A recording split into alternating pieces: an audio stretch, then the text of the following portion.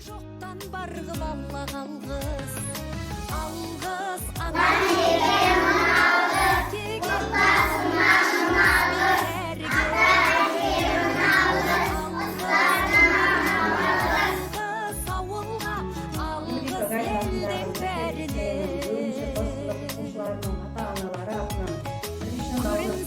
тіршілікте күндестерің, жөн болар жылы жұмсақ тілдескенің.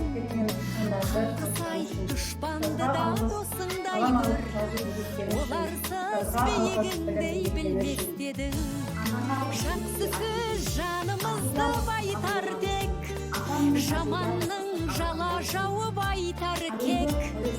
Сағаттай сырғып жатқан дүниеде алғысың алғыс болып қайтады тек.